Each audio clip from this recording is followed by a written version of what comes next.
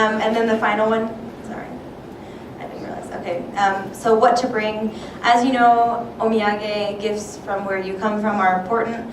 I personally would not worry about taking those your very first day when you're going from Tokyo. You're going to be really tired, it's going to be hot, you're going to be sweaty. I don't think they're going to be expecting it right then. I would wait until your first full day when you're feeling a little bit better, you know, you've had a good night's rest and you can present it to the principal. I don't think they're going to judge you. That's just my personal feeling. I would wait.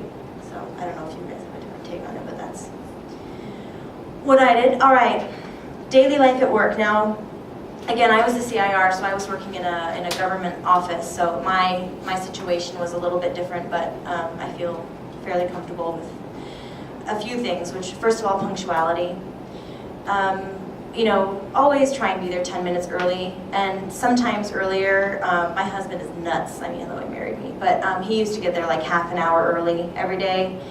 And that's just because he knew that that's when the teachers were getting there, and that's when they were kind of talking about things, and they might have meetings, and if you can, show up early and just get involved with those things and show them that you're serious about it. I knew some teachers who would show up, you know, right before their first lesson and leave right, you know, at the end of the day. So try and be punctual, get there 10 minutes early at least. You know, it is a job. You know, I know it's a bit pushy, but it is a job, and try and think about that. Personal space. I don't know if any of you have ever been in Japanese schools or offices, but you know, the desk situation is a bit like this, in the sense that your desk is going to be touching the person's desk next to yours, and so on and so forth. So there's no real concept of having your own little cubicle or your own little office. You know, it's all open. So your sense of personal space is going to be, it's going to be an adjustment to get used to that kind of setting. Privacy, probably for some of you, before you get there, your office will have read your, you know, a bit of information about you that they send from here. So, you know, it's different. The concept of privacy in the States, you know, we're very guarded, and it's very much, you know, that's none of your business, and who are you to ask me questions like that. It's less like that in Japan. It's much more open. Again, you know, there's not a lot of space. It's 70% mountains, so when you're in that much of a confined space, you tend to, the concept of privacy kind of goes out the window. Especially for you. Especially for you. You're very interested in everything about you. So, you know, you'll get a lot of questions, and sometimes you might think, well, that's not really appropriate, but you know what? It is appropriate. It's not inappropriate in Japan necessarily, so just take it with a grain of salt and try not to get too offended, and treat that as part of your role as an ambassador. You know, educate people around you. Don't take things too personally. Determine what your own line is. Right. You know, don't feel like you have to divulge more No, of course. than you want to. So you make that call as to, you know, as to how much of that you want to share, and like, be okay with it. And if someone does ask you a really personal question that you don't want to answer, try to divert their attention away from the question by maybe asking them a question back, or you know, try to change the topic of conversation. You know, but just be prepared that might happen, and know that it's nothing about you or the person asking. It's just a cultural difference, and you know, like Kim was saying, don't just say, well, oh, okay, well, I guess I'll just tell you, you know, blah blah blah. Just, you know. Or don't outright just say no, I'm not going to answer. Right. Just try and. It's all about finding a balance in everything you do in your new life. It's all about finding a balance. Or if you're not sure if it's an appropriate question, even in Japan, you can just turn around and ask them. Like I used to have students all the time ask me, do you have a girlfriend? And I'd say, well, do you have a boyfriend or a girlfriend? And they'd be like really embarrassed. And then I realized, like, okay, I don't have to answer that one.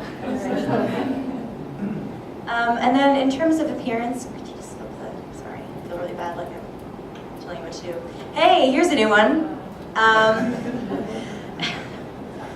Nick stole all my good lines. So yes, every situation is different. I worked in the Kensho and you know, in the government office, so what I wore was a bit different to what some teachers wore. Have a look around and see what the other teachers are wearing and kind of base it around that. Sometimes I would do a lot of school visits as part of my role, and sometimes I would go into staff rooms and everybody would be wearing tracksuits, you know, the teachers. So I'm not saying to wear tracksuits, I'm just saying, you know, be prepared for any situation and just kind of based on that. But I also would say to turn the tables. You know, I know a lot of people say, oh, I'm, you know, it's assistant language teacher, and, you know, well, I'm a gaijin and nobody takes me seriously, and I'm a, you know what, try and turn the tables and think about how you would want a teacher to be dressed here, and you know, remember that you are a teacher, you're an educator, and you're a role model. And you know, I think a lot of times people play the foreigner card a little bit too much, and it's important to remember that while you are foreign, you're also in another country, in another culture that you've chosen to live in, and to try and respect how things go. And you know, in some schools they don't allow the kids to dye their hair anything, you know, any color, or have it a certain, you know, anything other than a certain length, and try and respect that and remember that when you're, you know, before you get like a, I don't know, buy some manic panic and go crazy or something. And you know, again, you're an ambassador for your country, and I can't say it enough.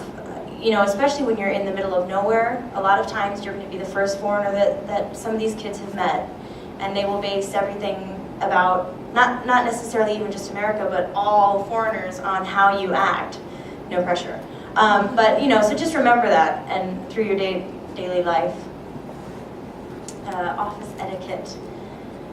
So just a few things about Japanese offices. There usually is a tea lady who is a nice woman who distributes tea when guests come, and if you bring your box of gifts after traveling, you know, your little snacks, they'll distribute that. So that's just something, it's different to kind of what we're used to, but I'm just giving you a little information. Lunchtime, especially if you're in a middle school, I think less so in high schools, but you know, kids tend to eat, and also in elementary school they eat in the classroom, and people have the same lunch, but you know, sometimes you might bring your own lunch. If that's the case, just get used to the kids asking you a lot of questions. You know, can you eat that? Can you eat this? Or what? Oh my God, what are you eating?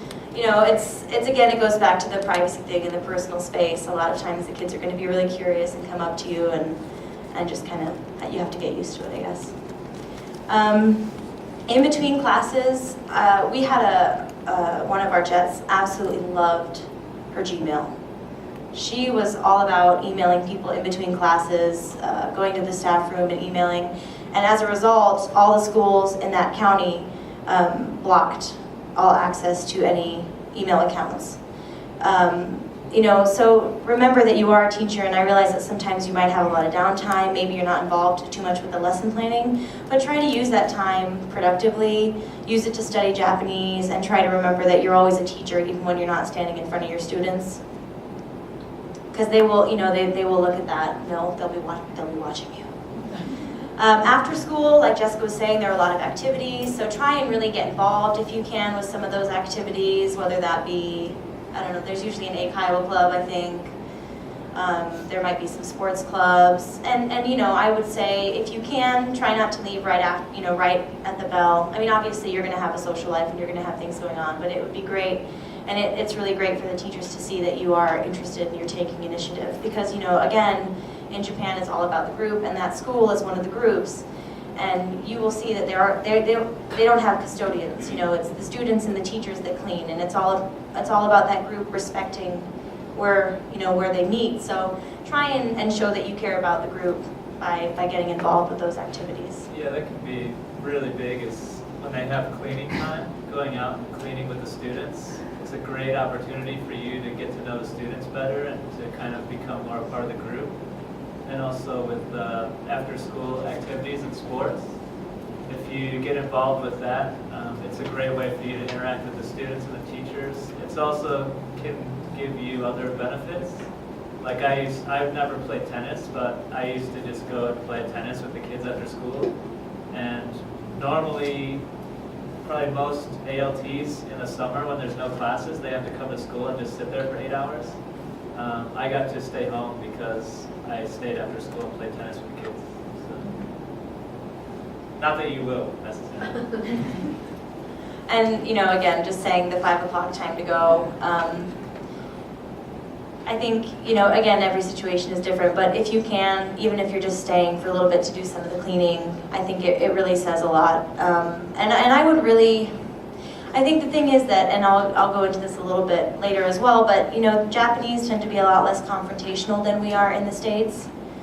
And you know, even if maybe some of the teachers were not too keen on the fact that you never came in on days when they did during breaks and things, they're never, you know, they're more often than not, they're not going to say anything about it. So you might think, oh, it's fine, my teachers are cool with it, like you know, I'm not going to go in, but try and see kind of what the other teachers are doing, and try and, you know, the more that you show that you respect kind of what they have going on, then the more that they will respect you, like Nick was saying. So just really be observant and know that, you know, they might not say, you know, could you, you know, we really don't like that you're doing this, but they might be thinking it. So just try and respect that, I guess.